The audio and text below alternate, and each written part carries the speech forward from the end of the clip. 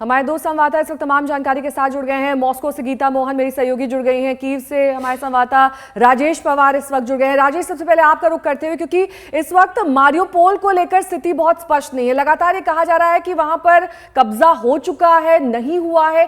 क्या इस वक्त आपकी स्टडी, क्या रिपोर्ट्स, क्या सूत्र बता रहे हैं? देखिए, पहले मैं आपकी जो रिपोर्ट आपने भी दिखाई, मैं इससे इत्तेफाक नहीं रखता हूं, खासकर चेचन फाइटर्स के बारे में।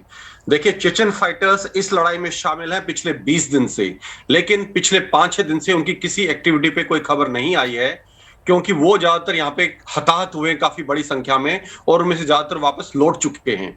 ये जो चेचन फाइटर्स हैं, ये चेचन मिलिशिया है, जो चेचन रिपब्लिक है, रशियन फेडरेशन का एक हिस्सा है। उसके लीडर हैं रमजान कदरोव, और जो कदरोव यहाँ उन्होंने खुद वीडियो जारी किया था इरपिन शहर से, जो कि कीव से महज 25 किलोमीटर दूर है। लेकिन इस वक्त चेचन फाइटर्स की कोई बड़ी भूमिका इस में नहीं है। दूसरा, कोई चेचन फाइटर इस वक्त जो मेरी नॉलेज में है यहाँ यूक्रेन की तरफ से नहीं लड़ रहा है इस वक्त। जहां तक बात है मरियापोल की, मरियापोल में ज्यादातर शहर पे इस वक्त कब्जा हो चुका है रूसी फौज का। रूसी नेवी जो है सी ऑफ अजोव, जो अजोव समुद्र है, वहां से उसके जहाज भी फायरिंग कर रहे हैं शहरी कुछ इलाकों में। कुछ पॉकेट्स बची हैं मरियापोल शहर के अंदर जहां अभी भी लड़ाई जारी है, लेकिन ये जो लड़ाई है ज्यादातर गुरिल्ला वॉरफेयर के तौर पर है, क्योंकि घर से घर और स्ट्रीट से स्ट्रीट उसमें लड़ाई हो रही है। बाकी मोटे मोटे पूरे इलाके पर मरियापोल शहर के रूसी फौज का कब्जा हो चुका है, और इवैक्यूएशन जो है सिविलियंस का अभी भी जारी है। कल 8,000 लोगों को निकाला गया है, लेकिन अभी भी 1 लाख लोग सिविलियंस जो हैं इस लड़ाई के बीच में मरियापोल के अंदर फंसे हुए हैं। Over to you. Geeta Mohan भी हमारे साथ मॉस्को से हैं, जल्दी से उनका भी रुख कर लेते हैं। इस बीच गौरव भी हमें स्क्रीन पर दिख रहे हैं, वो पोलैंड से इस वक्त हमारे साथ हैं। गीता, आपसे जरा स्थिति मॉस्को की समझना चाहेंगे, क्योंकि यूक्रेन में तो हम तबाही की स्थिति देख ही रहे हैं। 2 तरीके की जंग यूक्रेन में लोग लड़ रहे हैं, जहां अपने लोगों को सुरक्षित रखना है, उनके खाने पीने का इंतजाम करना है, वही दूसरी तरफ माकूल जवाब देने की तैयारी भी यूक्रेन को करनी है साथ ही साथ। लेकिन मॉस्को में आप क्या असर देख रही हैं? किस तरीके की रणनीति अब पुतिन की भी रहने वाली है आगे, क्या जानकारी?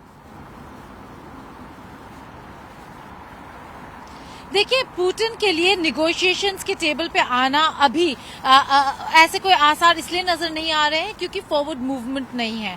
लेकिन अगर हम लोगों से बात करते हैं तो लोग यहाँ पर कैश इकोनॉमी हो रहा है रशिया, इससे लेकर काफी चिंतित है और काफी परेशान भी हैं, क्योंकि कार्ड्स नहीं चलना या फिर बैंक्स में लंबे कतार लगना। हम ये सारे रिपोर्ट्स आपके पास लेकर आएंगे।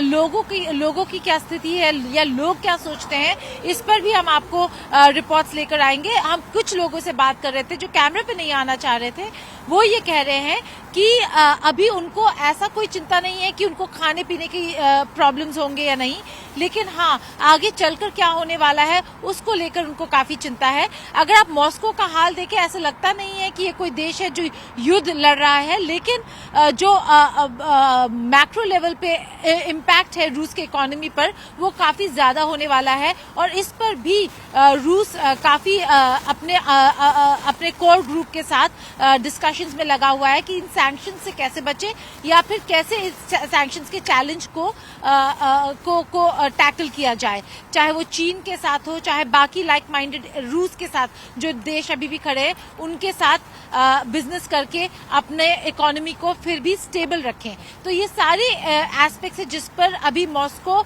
बातचीत कर रहा है, विचार कर रहा है।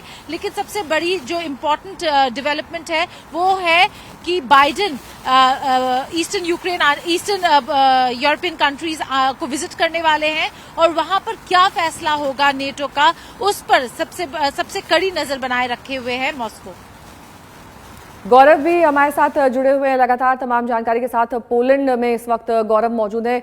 गौरव, ये वो सीमावर्ती देश है जो यूक्रेन से सटता हुआ है। ऐसे में जाहिर तौर पर यहाँ पर जितने भी जो पलायन कर चुके लोग हैं उनकी संख्या वहां पर अब बढ़ती हुई दिखाई दे रही होगी। लेकिन पोलैंड एक ऐसा देश भी जो खास तौर पर इस वक्त उम्मीद भरी नजरों से जिसकी ओर देखा जा रहा है, यूक्रेन की ओर से।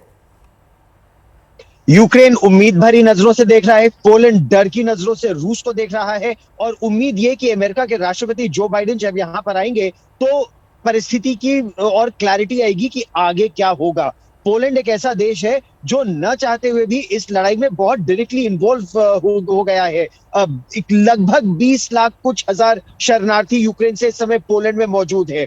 अर्पिता और नेहा, आपको ये जानकर बहुत हैरानी होगी कि यहाँ लगातार जो मिलिट्री ट्रांसपोर्ट एयरक्राफ्ट है वो आ रहे हैं बहुत बड़ी संख्या में हथियारों के साथ। वो हथियार न केवल यूक्रेन भेजे जाने के लिए है, बल्कि यहाँ पर भी मिलिट्री एक्सरसाइजेस अब बहुत तेज हो गई है। पोलैंड को खतरा यह है कि अगर रूस सफल होता है यूक्रेन में तो अगला निशाना पोलैंड ही होगा। हालांकि अंतर यह है कि यूक्रेन नेटो का सदस्य नहीं है, पोलैंड नेटो का सदस्य है। लेकिन क्या अगर व्लादिमीर पुतिन की और रूस की शक्ति इस तरह बढ़ती गई तो क्या वो इसको मानेंगे? क्या हम असल में थर्ड वर्ल्ड वॉर की तरफ धीरे धीरे आगे बढ़ रहे हैं आने वाले महीनों और वर्षों में? तो इसीलिए पोलैंड अपनी सुरक्षा को बढ़ाने के लिए लड़ाकू विमान मांग रहा है, F-16 मांग रहा है, पैट्रियट मिसाइल्स मांग रहा है, surface to air defence systems मांग रहा है। और वो ये चाहता है कि जो जो गलतियां यूक्रेन से हुई वो गलतियां उससे ना हो, उसकी सुरक्षा पहले से ही बिल्कुल सुदृढ़ हो, और इसकी तैयारी अभी से ही बहुत बड़े तरीके से उसने करना शुरू कर दिया है। लेकिन अर्पिता और नेहा, गौरव एक चीज यहाँ पर जानना चाहूंगी, जिस तरीके से नेटो देश या अमेरिका की तरफ से वहां पर हथियार भेजे जा रहे हैं पोलैंड में उसकी सुरक्षा के लिए, उससे भी पोलैंड बहुत खुश नजर नहीं आ रहा है। उसका रिएक्शन यही है कि और इंतजाम बढ़ाने चाहिए। क्या इस दिशा में कोई बात की गई है नेटो देशों की तरफ से कि हम किस तरीके से पोलैंड सुरक्षित रहे, उस पर जो खतरा वो महसूस कर रहा है वो ना महसूस करे, या जो हथियार वो चाह रहा है वो क्या पहुंचाए जाएंगे? ऐसी कोई जानकारी?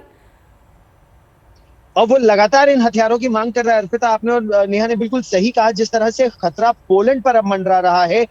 जब कमला हैरिस अमेरिका की उपराष्ट्रपति, उन्होंने मनोबल बढ़ाने का प्रयास किया, उन्हें बहुत ज्यादा सफलता नहीं मिली। इसीलिए अब राष्ट्रपति जो बाइडेन खुद आ रहे हैं। वो जब यहाँ के राष्ट्रपति से मिलेंगे तो यही बताने का प्रयास करेंगे कि देखिए हम आपके साथ हैं, आप एक नेटो देश हैं, नेटो के जितने भी अलायंस पार्टनर्स हैं सब एक पर हमला, यानी पूरे नॉर्थ अटलांटिक ट्रीटी ऑर्गेनाइजेशन पर हमला। तो इसीलिए आपकी सुरक्षा हमारी जिम्मेदारी है। उसके लिए क्या कारगर कदम उठाए जा रहे हैं, चाहे वो पेट्रियट मिसाइल सिस्टम की बात हो, चाहे F-16 लड़ाकू विमानों की बात हो, चाहे एंटी टैंक गाइडेड मिसाइल्स की बात हो, ट्रेनिंग टैक्टिक्स, ट्रूप डिप्लॉयमेंट, ये सब अब बड़े तरीके से किया जा रहा है एक डिफेंसिव मैकेनिज्म में। लेकिन उसी के साथ साथ जो अमेरिका के कॉन्ट्रैक्टर्स, मिलिट्री कॉन्ट्रैक्टर्स है, जो हथियारों की सप्लाई कर रहे हैं, वो भी पोलैंड के ही रास्ते से यूक्रेन में जा रहे हैं, और वो हमको दिख भी रहा है यहाँ पर। लेकिन उसका खतरा क्या है? उसका खतरा ये है कि जिस तरह से वो मिसाइलें और रॉकेट्स लेविव में या इवानो फ्रांको में आके गिरे, यानी पोलैंड की सीमा से महज 20 किलोमीटर दूर, वो मिसाइल का खतरा इस तरफ भी आ सकता है। 20 लाख से ज्यादा शरणार्थी जब इस देश में है तो यहाँ की व्यवस्था पर इसका असर पड़ रहा है। यहाँ ईंधन का दाम बढ़ गया, पेट्रोल का दाम बढ़ गया, गैस का दाम बढ़ गया, यहाँ के हेल्थ केयर सिस्टम पर प्रेशर पड़ गया। तो यहाँ के लोगों में भी कुछ नाराजगी है कि ये सारा का सारा सिस्टम हम ही पर दबाव क्यों बने और देशों पर क्यों नहीं, और किस तरह की हमें आर्थिक मदद मिलेगी।